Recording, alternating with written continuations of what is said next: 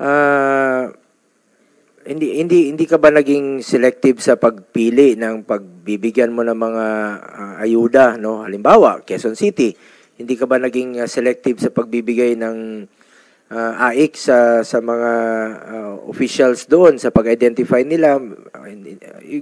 Alam mo, Secretary Rex, alam mo, bilog naman ang mundo.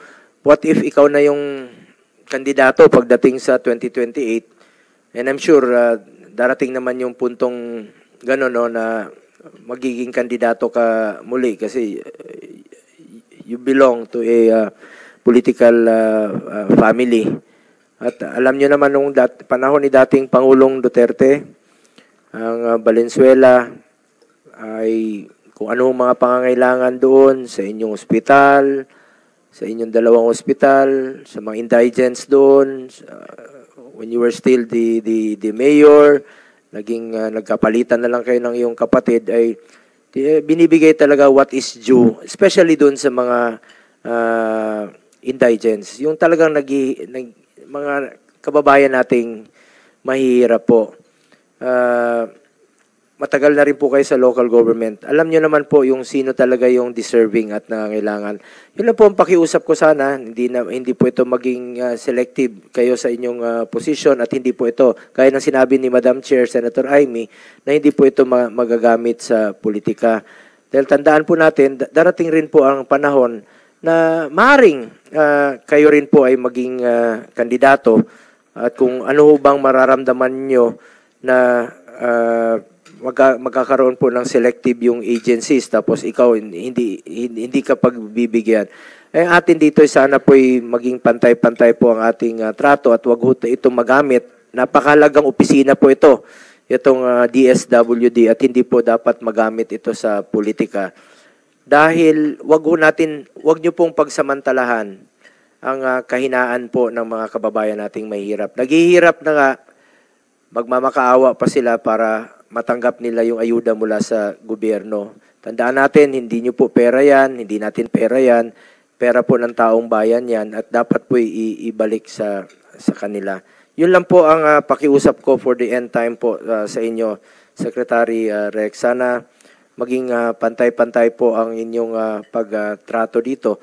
At sana pakinggan na lang po natin, nandito naman siguro si Congressman Olaso. Pakinggan natin ang kanyang hinaing kung ano talaga yung totoong nangyari since meron naman tayong hearing. Ayan, dito po. Yeah. Bigyan natin ng due courtesy.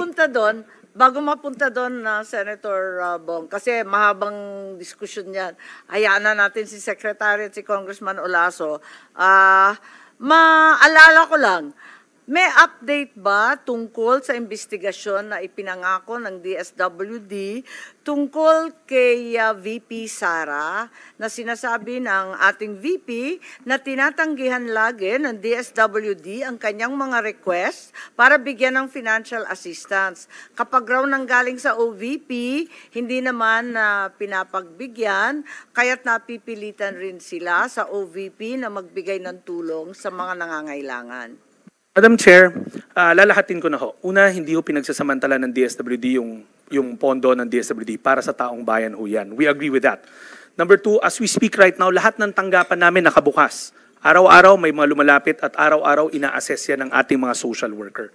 Pagdating mo doon sa investigation na yon, Madam Chair, yes, Madam Chair, and I will report. Na magkakaroon ng investigasyon tungkol sa mga request ni VP na lagi na lang tinatanggihan. Madam Chair, I'll report now. Madam Chair, with me is Assistant Secretary Ulysses Aguilar. He's the one that handles the referrals from the Office of the Vice President. Agad-agad, kinausap niya yung handling officer sa kabila, si Director Norman. If Director Norman, kasi ASEC Yuli will gladly give the text exchange of text messages. Kasi tinanong namin sa kanya ano ba yung issue para alam namin ano yung titignan. In fact, ang sabi niya, wala rin ho siyang alam kasi lahat naman ng referral daw nila, malugod naming tinatanggap. We can furnish you the screenshots, Madam Chair, but we have to ask permission of Director Norman if he will also consent. But the screenshot of their exchange is there kasi tinignan namin, we wanted to know kung alin. That's why ASEC Yuli came into the picture. We asked Director Norman na normally nagre-refer. So we will gladly show you the exchange of messages. Yes, kung maaari lamang para matapos Tama, na Madam Chair. yung usapin na yan. Madam Chair. Dahil parating inuulit-ulit. Yeah, Madam Chair, Ano? and also, if I can also add, we'll also submit to the committee a copy of a plaque that we just received middle part of this year from the OVP saying that we're a valued partner, that we would always help the referrals. Meron din ho kaming parangal ho doon, and we'll gladly submit it to the committee as well. Yes, if we could put that on record, that Yes. would put the matter at rest and we can be Yes, clarified Madam Chair, on we will have to the seek concern. the permission lang of Director Norman kasi it's a private Okay. exchange between the two of them. But Yes. on our side, we will gladly furnish you the screenshot, Yes. provided that Director Norman will also agree because of data privacy. Thank you very much, Secretary. We'd be very grateful for the update. In the meantime, if you could be very brief, Congressman Senator Tolentino has just arrived. We're trying to wind down the hearing, having already requested specific documents, including documents required by by Senator Francis Tolentino. I think the issue concerning Congressman Olaso was raised. The Secretary has stated, Congressman Olaso, you can sit, but if we could be very, very brief, because Secretary Rex has already said that he had told you beforehand that the payout Director, was Madam Chair, not- the regional director. director had informed you beforehand that the payout could not occur because the list had not been verified. And of course, you went on media and said otherwise. Madam Senator, permission to speak. Congressman Kim Radan Lalaso from the First District of Zamboanga City. Ma'am, that is negative, ma'am. Hindi po totoo. We were already scheduled, ma'am. Yung payout namin scheduled on the 12th, on the 11th. Unfortunately, Secretary, after the filing of my candidacy for mayor last Tuesday, October 8, the following day, Wednesday afternoon, I received a call from DSWD telling me na hindi na matutuloy yung payout. Sabi ko, bakit? Ano nangyari? Sir, pinahinto sa taas. Sabi ko, bakit? Hindi pwede Madalas kasi... naman nangyayari yan sa amin lahat eh. Yes. Sabi ko, if that would be the thing, sabi ko nga, dapat give me a written letter. At least I can show that to the people na pinahinto sa taas. But the point of view there, walang written letter. And even the regional director nag-text sa akin. Sabi niya, sir, ayaw kong maipit. So sabi ko, I cannot stop the payout not unless you'll give me a written letter. Wala pong galing black and white from the SWD. That's my basically point of view. And until now, I met the regional director last Friday. Sinabi ko, ano nangyari? Sabi niya, wala talaga. Sabi ko, please come here, nandito sa payout. Pumunta kayo dito. Wala naman pumunta. So pumunta yung staff niya, pero hindi pumunta si RD. But pumunta doon, sinabi lang sa amin, stop yung payout. Ganun lang. But then after that, Madam Chair, sabi ko, I have to go and clarify with the regional director, ano ba talaga? At least he has to explain it to the people of Zamboanga City. Hindi pwede na lang na stop yung payout, walang dahilan. But basically, let us not duck things into, nung nag-file lang ako, kinansel lahat ng pondo ko. Sabi ko, wag naman sana daw ganun kasi itong pera na to binibigay sa mga Pilipino, hindi to pera ng mga magulang nila.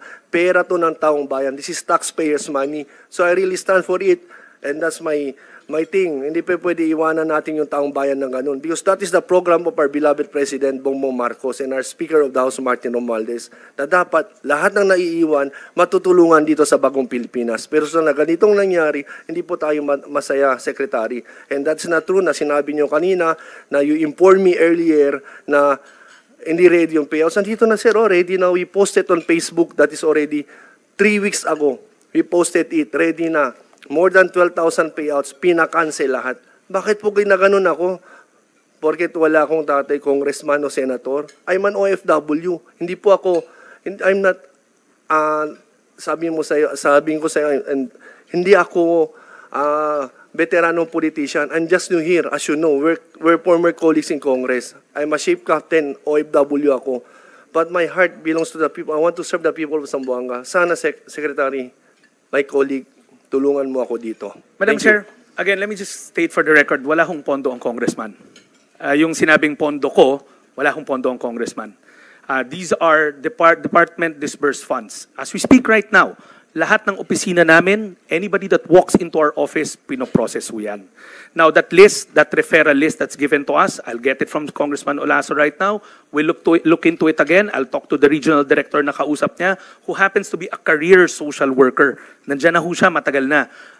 Give me the list, I'll talk to the regional director, then if he says that the list is clean and it's ready for to be paid out, kasi talagang kailangan, then we'll pay it out. Bakit po? Secretary, ang problema dyan, yan din ang sabi ninyo last year.